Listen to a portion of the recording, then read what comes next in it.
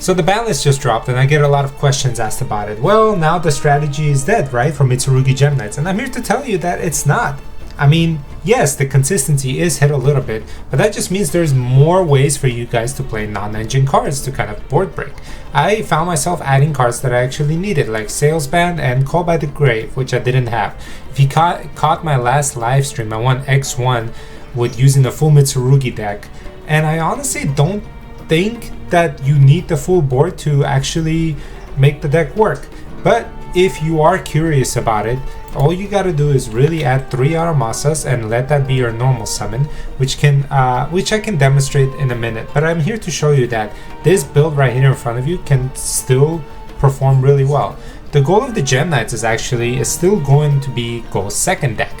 However, the headache is when they actually want to make you go first post game 1 or go second post game 2. It's like you're always going to be in that brain stress process of like adding, should I add the Christie lock if they make me go first? And then all of a sudden they're like, no, I'll go first. And now you have a bunch of dead cards in your hand instead of the board breakers. Well, Mitsurugi adds us both. So I really think that during Burst Protocol, this is still the best version to run.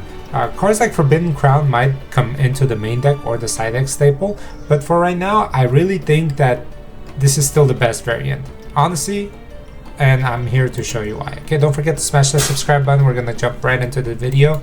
I'm gonna show you a couple test hands and see what it looks like. The consistency factor is still there, guys. And right now you guys are seeing this hand, but you're thinking as of going first. But in reality, we are going second deck. So if we're facing our opponent and they are going first, we're always going to be at that +1 card, right? So they draw, you go ahead and activate Fuwalos. Fuwalos will get you a few more draws at least. And let's say they establish their board, right? And then you proceed to your hand, and sometimes you're even +6 or 7 cards. See what I did there? Young generation. But the fact that you still have prayers, it gets you full Habakiri combo. You don't even need to stress. You got 3 prayers in there, you got 3 pre-preps, and all you really need is the little guy. If you want to play the bigger engine, you absolutely can, but just off of this, you're already full combo. You're gonna send Murakumo, you're gonna go activate the effect, Murakumo will get you mirror, and so on and so forth. And this is all you really need to break your opponent's board. And honestly, like if you want to kind of stagnate it differently by not activating this effect, make sure to send Gem Knights Courts to the graveyard first before you trigger anything that wipes your opponent's field clean, because Courts then becomes a dead card. And by some miracle you don't draw into your Gem Knight card, you can always make the Zombie Vampire and then mill 4 from there. Make sure you pitch Murakumo, and then voila, you have a level 4 on the body. You can normal summon another one, and then from there just bridge into your Gem Knights that way. Now there's another combo you can demonstrate, and I'm gonna do this live in front of you guys so you guys can see it, and that involves having your Aramasa as your normal summon. So you got 3 Aramasa. Let's say you want to go bigger Mitsurugi board, right? So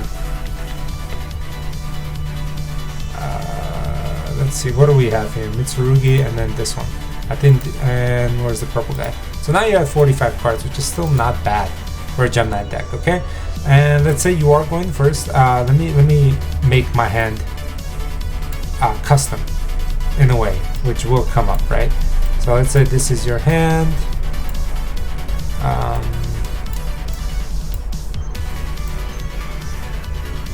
No, we have no access to Habakiri.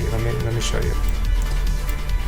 Okay, I mean any hand here. I mean this hand is bonkers, right? Let's start. Okay, let's say this is our hand, right? The way you start this, you want to decide which cards you want to lead off with. Obviously, we're going second, so all of this is live. But if we were to somehow go first and we want to access our Mitsurugi engine, we just simply go our regular route here, and I'll show you where the different playstyle comes in. We're going to go ahead and add Armadillo. We're going to activate effect. Okay, effect. You're going to add. You're going to start with your regular Gem Knight line. Okay.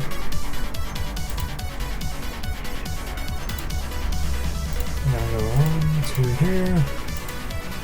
We're gonna add another. So, and again, the reason why I like the Mitsurugi, because even though you're locked into fusions, it doesn't really matter. So actually Seraphonite comes into play here, right? Because you go 1, 2, this way you already have an Omni Negate. All these things trigger. Let's go Chain Link 1, Chain Link 2, which is always the proper activation. You're gonna add, you're gonna pitch, you're gonna normal summon, and then look how much gas you have. And then here, you can go your regular Gem Knight play still, right? You don't even need to draw off of, what's his name? Dugares, right? You can just simply go into your Aramasa normal summon, right? Because now, because of Seraphonite, you can do that. And then, shoot, I just added the wrong card, but you know what I mean. So, and then from here, you can just pop off. So this is another possibility. So if you want to run triple Aramasa, you can, right? What I'm saying is the combo is not dead, it's just your playstyle changes a little bit. You know me, I like to cook when this new stuff, like rules are changed in front of us and we're just forced to play a little differently. Another card you can afford to run in here instead of Bakuska if you really want to is now Gallant Granite. And that kind of guarantees you a drop into, from Mitsurugi into, what do you call it, into Gem Knights. But it's really up to you. I really think that you don't need these guys unless you're kind of like struggling to... the reason why these guys are good is because Futsu is a very sticky card, and thanks to cards like Forbidden Crown now as well, that you can definitely side, like Forbidden Crown. This card will make sure that you're not dead during your... if they make you go first somehow, you can just side this in and make sure you don't die. So cards like this can come out, and then Forbidden Crown can go in this place. But yeah, I thought I'd just hop on here because a lot of people are stressing on the Discord, you know, and my own personal Discord, and asking if there's like, is this version cooked, is this version done?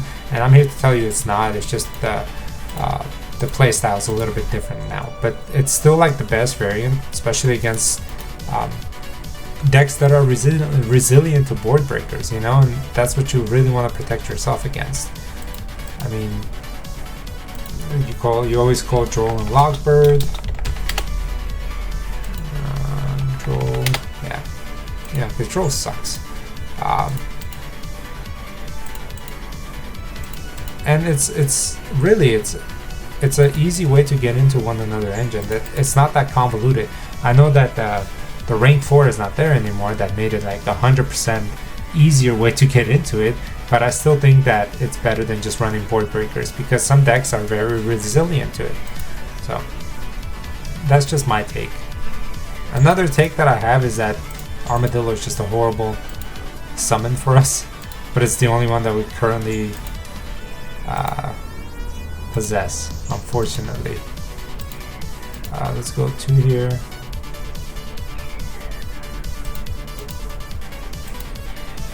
Yeah, let's add this, and then fusion summon into Seraphonite, right? Because now we want that extra normal summon.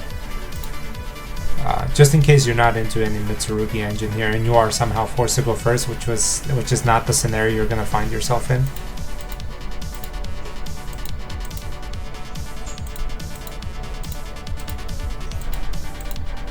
You go 1, 2, you add, and then pitch, and then summon, right? So in here, like, you're forced to go into kind of a Dugaris play.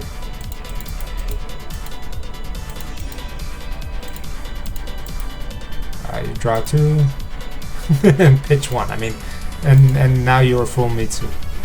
I like how we, like, these are the other 3 cards you could have drawn, plus there's 31 cards, right, left. You could have drawn pre-preps, you could have drawn prayers, or you could have drawn Aramasa. That's 12 copies, no, 13, not to mention Habakiri, right? That's, what is that, 13 ways you can get into the Mitsurugi engine from 30 cards. That's like a 50-50 chance, right? Because you have 18 cards that are not Mitsurugi, and then not to mention you're going second, so there's possible ways of you drawing like Ritual, and any combination of these guys would get your combo going, or any combination of active thrusts, which is also possible. Now that I'm looking at this version of the deck, I kind of like it more, so I might go back to this one, because this kind of, honestly, like, this makes Mitsurugi like so much stickier and ensures your survival. So I'm glad you guys are able to kind of view this from my point of view. Let me know in the comments down below if you enjoyed this version, or have you tested this version. I've had great success so far at locals with it. Not a lot of people know how to play against this type of deck, make it go first or second, because Mitsurugi will punish you if it goes first. So let them play the mind games. You don't want to play the mind games anymore. Thank you guys so much for watching. I really hope you enjoyed this content. I'm looking forward to Burst Protocol and getting those Forbidden Crowns into this side deck mainly, and then make this deck way more resilient to surviving going first. Thank you guys for watching. Don't forget to subscribe. Your boy Taylor Knight is out.